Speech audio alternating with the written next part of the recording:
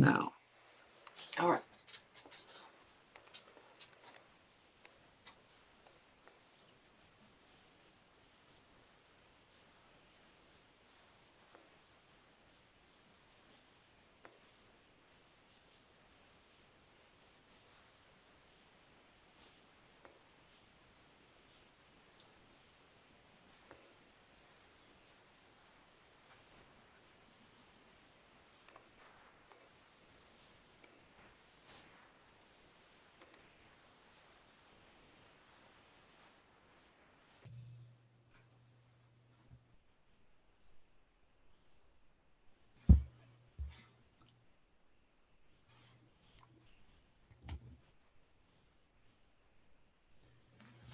Greetings.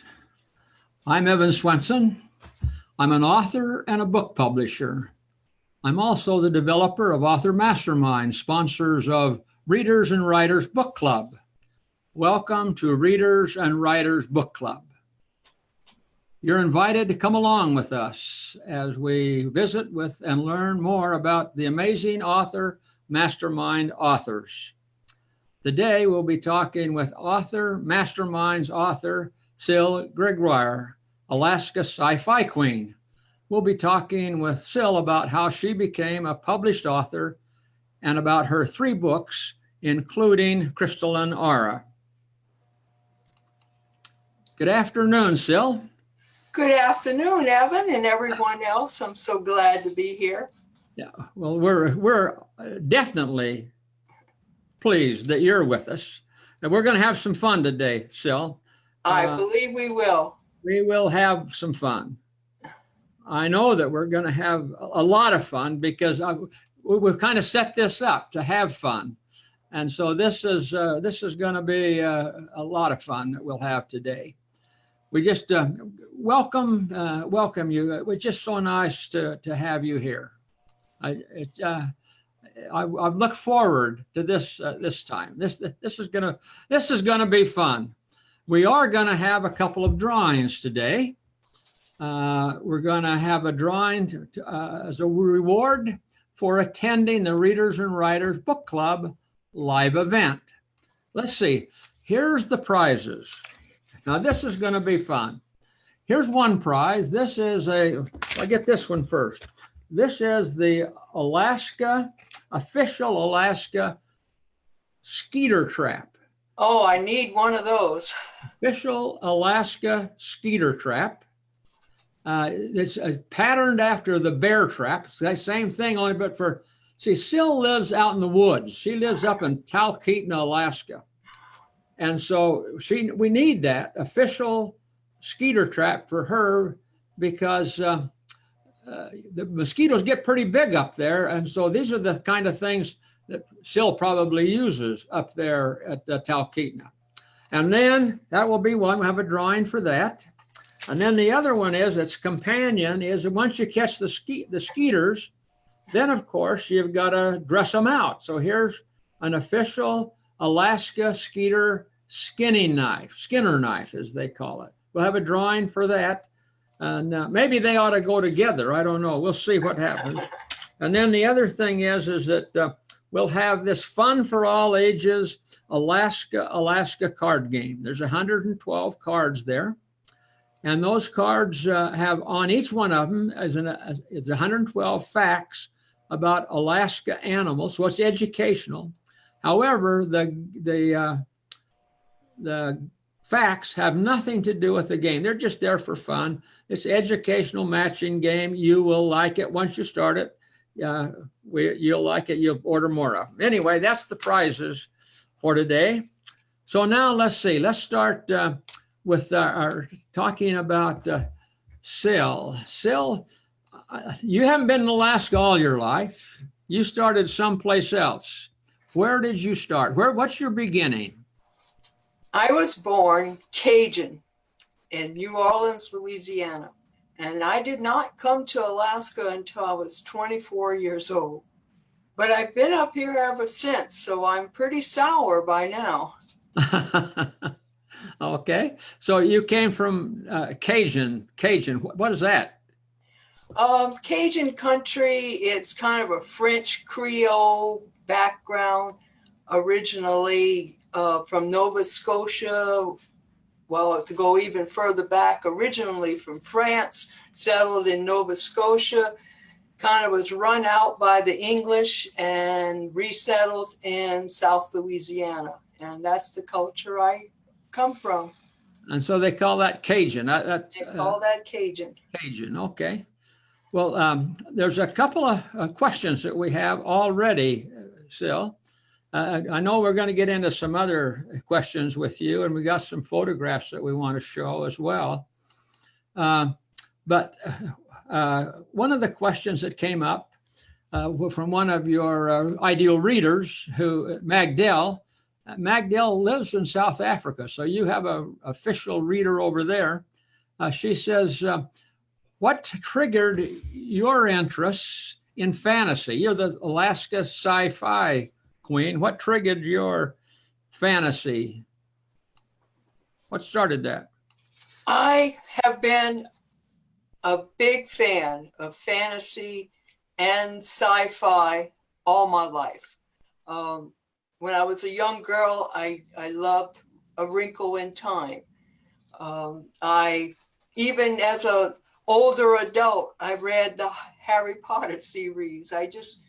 It's a genre that I love, even though I do read literature. I have a degree in English literature, but I love the fantasy sci-fi freedom of being able to stretch reality a little bit.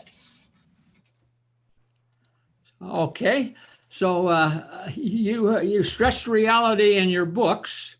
Valerie asks a little bit about that. She says, who encouraged you to be a writer? Did you have some encouragement, or did you wanted to do it? You did it all your life. You just decided you was going to do it, or were you encouraged by someone else?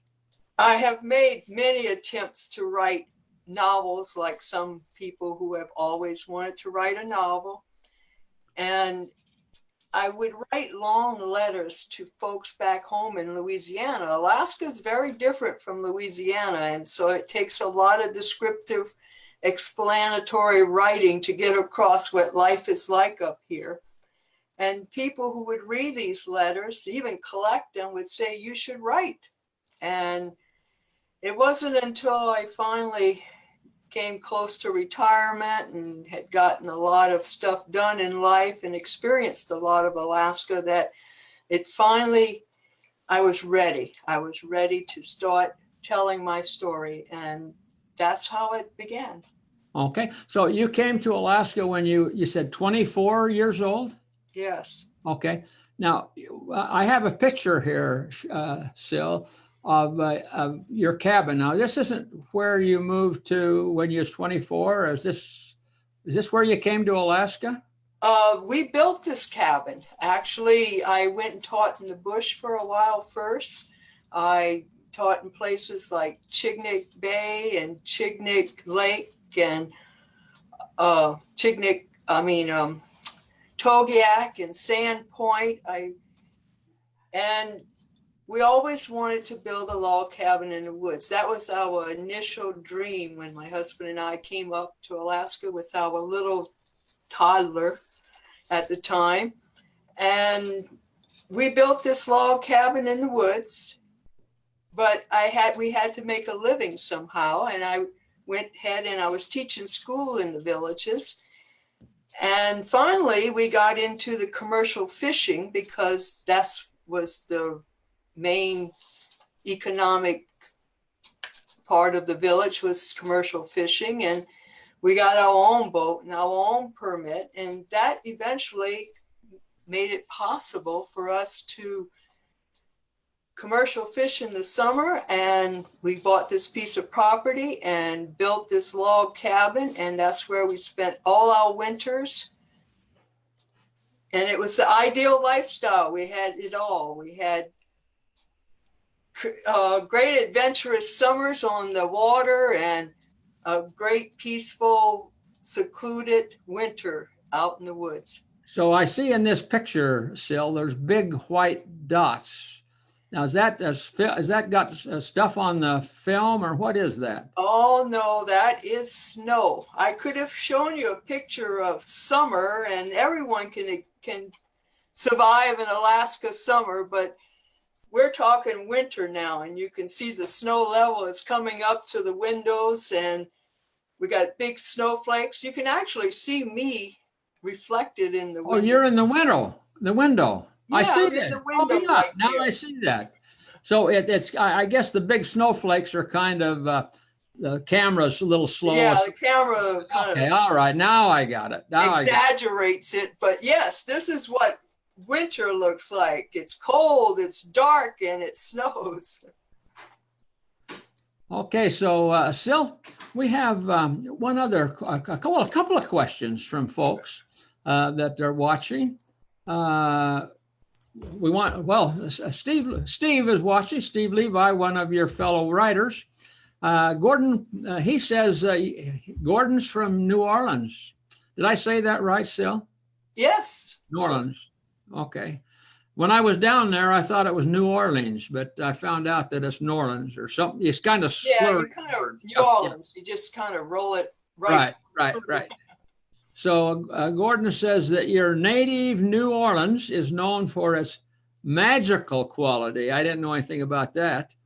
How has the culture there influenced your writing in Alaska? Well, Gordon is right. There is a magical element to New Orleans and to the whole Cajun culture. I mean, voodoo came from down there. But when I got to Alaska, I found that Alaska is magical too. And after I experienced so much life in Alaska, and I really wanted to write about it, but I didn't want to just write another "We built the log cabin in the woods" story, although that is a great story. I wanted to do it through novels because I felt that I could really get the reader to experience what we experienced for so many years. The peace, the tranquility, the magic of it. And I do a lot of descriptive writing in my novels, but it does not stop the adventures. The adventures are coming one after another, but the descriptions place you there. It makes you feel the climate change, the seasonal changes. Everything is when Alaskans at the end of the winter are pretty tired of winter, even though we love the season. Yeah. And when you see that first green that starts appearing in the trees after months and months of no green in your environment, all of these feelings and emotions I describe in my novel. It could almost be a handbook to living in the woods, but boy, do I give you some adventures along with that. Well, Carl asks, on top of your adventures, Sil, does that your creativity and writing, does that lead you to poetry as well, or? I am not a poet, although every once in a while I do jot something down. I rather write novels, but I'm also enjoying writing very short stories too. So I'm expanding. Who knows? I may write a book of poetry one day. Okay, so you dabble at, or your book. None of your books have any of your poetry in them. No. Okay, all right. Well, here's I wanted to show this picture, Sil, and explain this. Tell us about this picture. What are we looking at here? Well, this is my first fishing boat. Actually, this is my boat. My husband was the captain, and I was the boat owner. But as you can see, I'm the hardworking crew member here, and I am knee deep in herring. And we are herring fishing in Norton Sound. Now, Norton Sound, that's not Bristol Bay. No, it's further north than Bristol Okay. Bay. Quite a bit further north. It's in that bight where St. Michael is down at the southern end. and Unacletes in the bite, and gnomes up at the top end of this Norton Sound. Now, you lived at Unalakleet, did you not? We did. We only lived in summers in the Unacleet because that was our home fishing port. So Oh, I see. Okay. You didn't teach school in summers there, Unalakleet. yes. Okay. But I also taught school for many years out in the bush, and that was also on the West Coast. I taught school in Sandpoint and Togiak and in the Chignik area. Mm-hmm. So in any of your books, Cil, have you got herring fishing in any of your books? I don't have herring fishing, but in my first novel, Crystalline Aura, we do have boats. And there are characters that are commercial fishers. And we take a journey on one of these boats through an underground river. So this is really? one of the great adventures that you will come to. So you're an authority on boats and in rough water. I love boats. Yeah. Okay. So, Cil, I know that you and I talked earlier, and I thought it was really interesting. And you had something that I was hoping that you would share with us. And that your first book is called Crystalline Aura, right? Crystalline Aura, yes. Aura, okay. And you have the crystalline. Is that what I'm hearing? This is the oracle of light that the raven brought to Raleigh. Can you see that? Yeah, hold it right up in front of your face, then we can see it really good. Right in front of my face. Yeah, right there. Yeah, tell us about that. What the heck is that? Well, it is a rough crystal. A lot of people like very refined, polished crystals, but I like collecting something in the rough. And this is very rough. It's never been polished or shaped. This is how nature formed it. Nature formed that? I thought crystalline was a piece of glass that was man-made. No, there are crystals in nature. There are many crystals in nature. And this is one of them. This was actually given to me by one of my readers after the book was published. Really? Yes. And I treasure it greatly because it's so similar to the crystal on the cover of my book. Well, it is. Look at that. Which is why she gifted it to me. That was nice of her. Do you have her name by any chance? Will you give her a little credit? Yes, her name is Linda Kerr. Linda Kerr. Thank you, Linda. We care about that. Yeah, thank you. Okay. Well, we have another picture here, Cil, that I'd like to show you and have you tell us what this is. That's Raven. Now, this is a mounted raven that you put on the railing of your porch and took a picture. No, this was a raven that came and landed on our car hood, and we took a picture of it. It was looking for something to eat. Yeah. And it was a real raven. And the reason, ravens have always been part of Alaska culture. A very important part of Alaska culture. Historically, the stories that were told by the native people, Raven was probably the most intelligent trickster that has ever been told in stories. And I did not feel that I could write a really good Alaska novel without including Raven. And Raven he is the one that finds the crystal and takes it to the main character, Raleigh, in Crystalline Aura that changes her life. So the raven is in is in the first book. The raven is in the first book, the second book, the third book, and, and also in a fourth book that'll be coming out. But is this the raven that influenced that, or did this just happen? This just happened, but we all have ravens close by. We all have interacted with ravens to one degree or another up here in Alaska, and we can relate to them as being beggars. And other things. And other things. Yeah, they can get into some stuff. So let me just to see what questions we might have here before I go on.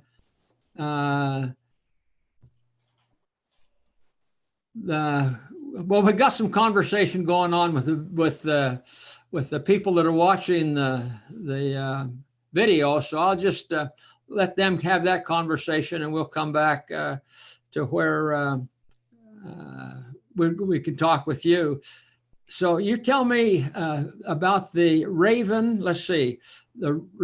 Get this straight. The raven is in the book, and the crystal is in the book. And do they come together in any way? Yes. The crystal is brought to Earth hundreds of years ago. And it was hidden in the glacier, the Susitna glaciers that we call it today.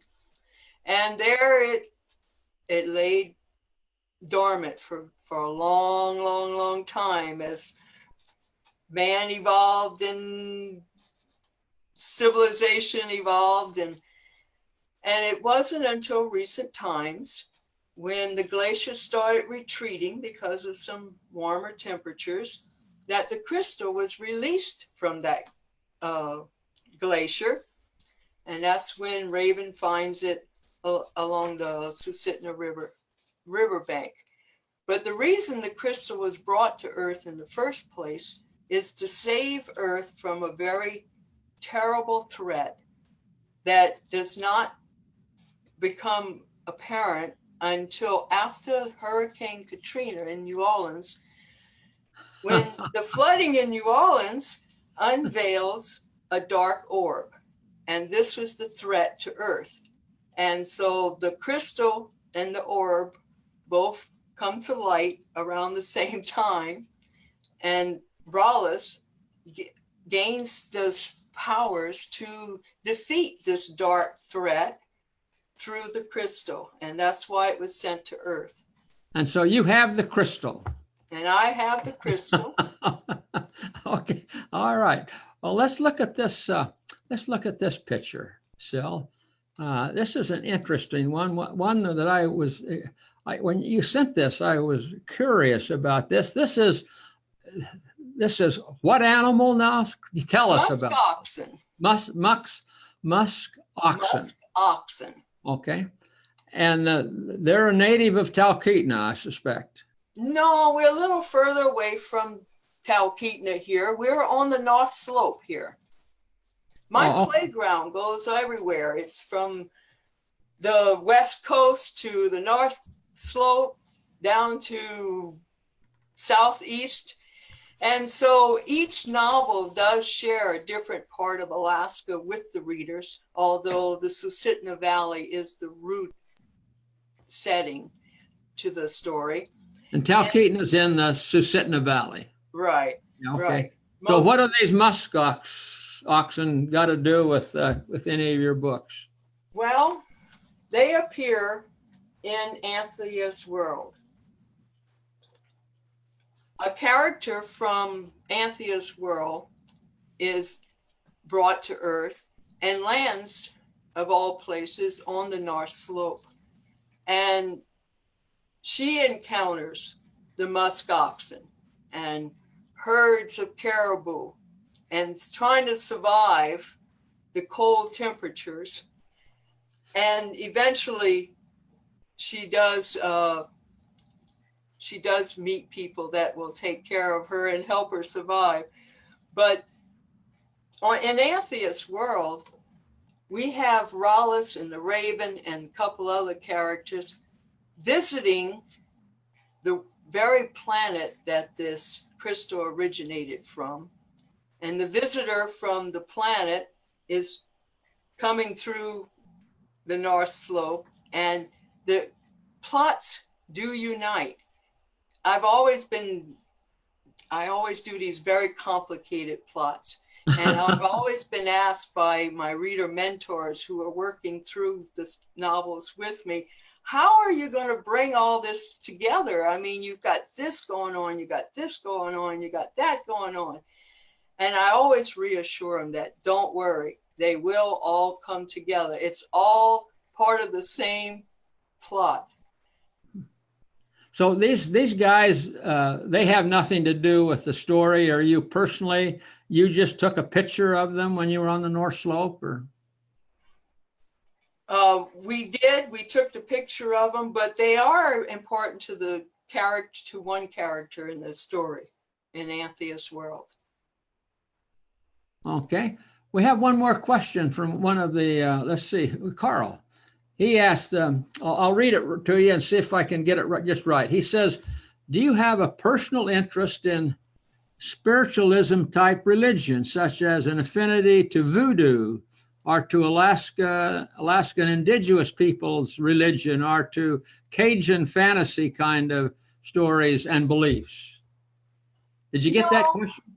Not really. I just believe in the mystery and beauty and fantasy of what a great call of the wild we live in right here. And that's what I try to capitalize on. It's the energy and the beauty and the mystique of the Alaska wilderness. Okay. Let's see if we've got another question. There's a lot of people here today that just says, hi all. Well, hi. Marilyn, hi. We're pleased that you're with us today. One of the things that we wanted to talk about, Cil, is just briefly about your books. So let's just talk about, for just a second, you have 3 books out. Now just tell us briefly about those 3 books, if you would.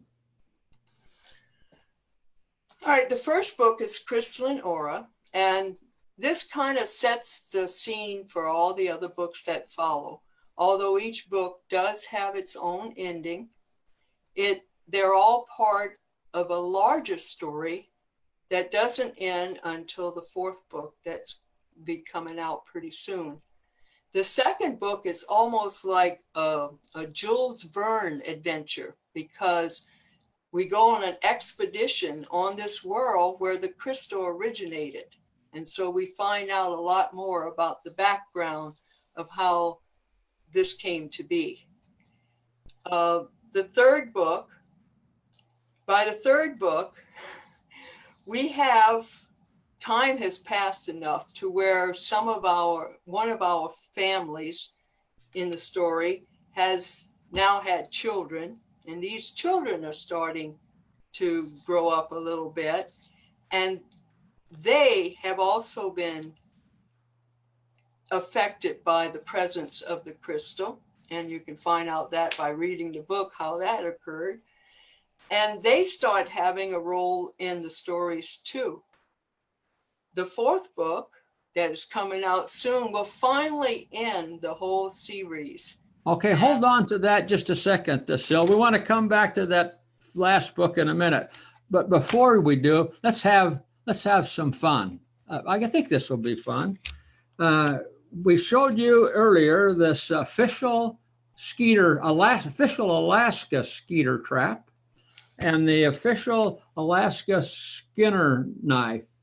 And I think that those probably ought to go to the same place, the same person, in as much as if you trap them, you got to skin them. And if you don't have them, you don't need the Skinner knife. So they got to go together. So let's do this. If you would like to be the winner of the official Alaska Skinner knife and official Alaska Skeeter trap, send an email, write this down, send an email to Evan, that's EVAN, at publicationconsultants.com. So it's all lowercase, all one word, Evan, EVAN, at publicationconsultants.com. And just in the email, in the subject line or in the email, whatever you want to do, just say, I want to win the Alaska official Alaska Skeeter stuff.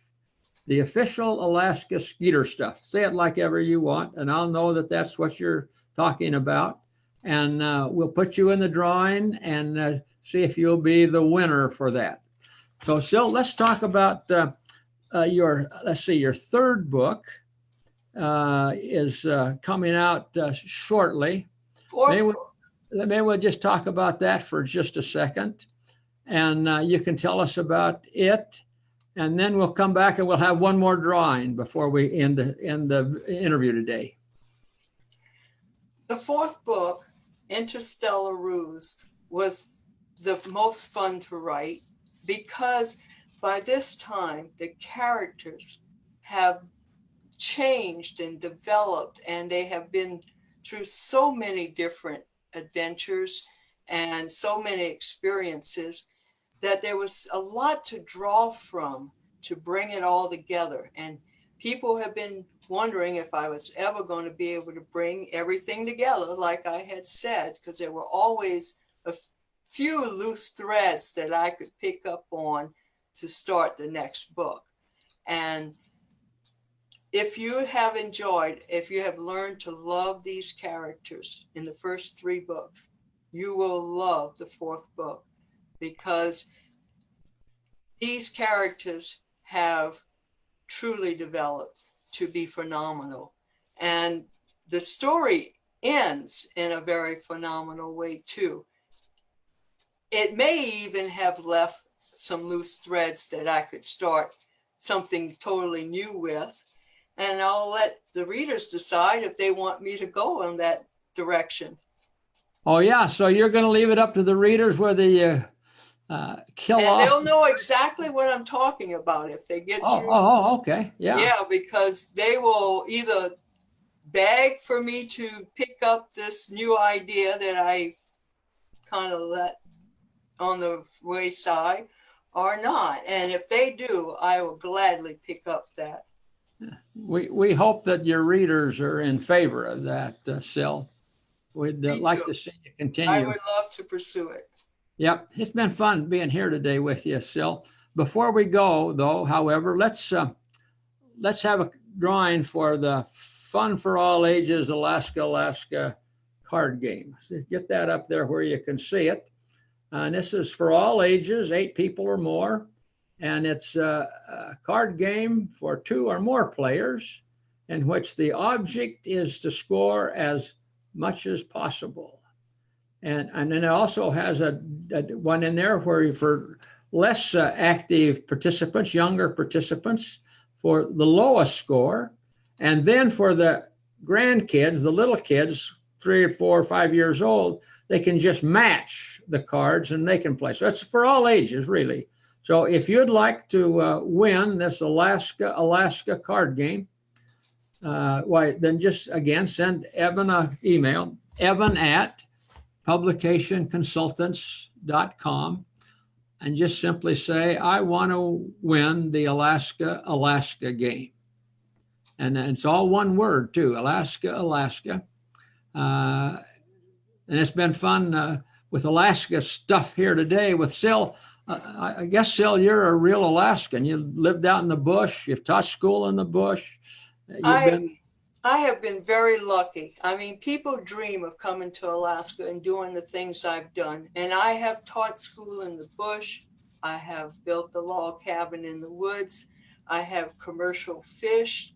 I've lived in the villages. And I have seen much of the state, different regions of the state, and it's the most beautiful place in the world. And that's one of the things that I like to share with my readers. And so Alaska is obviously throughout your book. It's sci-fi, but that's why you're the Alaska Sci-Fi Queen. Right. I do take you to another world every once in a while, but Alaska is home base. Yeah. You know, the state years ago come out with a little slogan that it didn't stay around very long, but it sure is true, Cil. And it says, once you've been to Alaska, you can never go all the way back home. And I think that's what you're saying, is once you've been to Alaska, you can never go back to Cajun country. Not permanently, no. Not permanently. Yeah, yeah. Well, you can visit, and I can suspect. visit, and I do, but this is home. Yeah. Well, again, Cil, this has been really nice visiting with you today. I've enjoyed it. We're gonna have fun other times. This is going to be a weekly event, Cil. We'll I hear, and I'm have looking different forward authors to every one each of them. week. Next Tuesday, we'll have another author. But it has been fun with being with you today. Thanks for being here. And Thanks we for look having forward me. to seeing you again on Readers and Writers Book Club. And in the meantime, however, just keep in touch. Bye, everyone.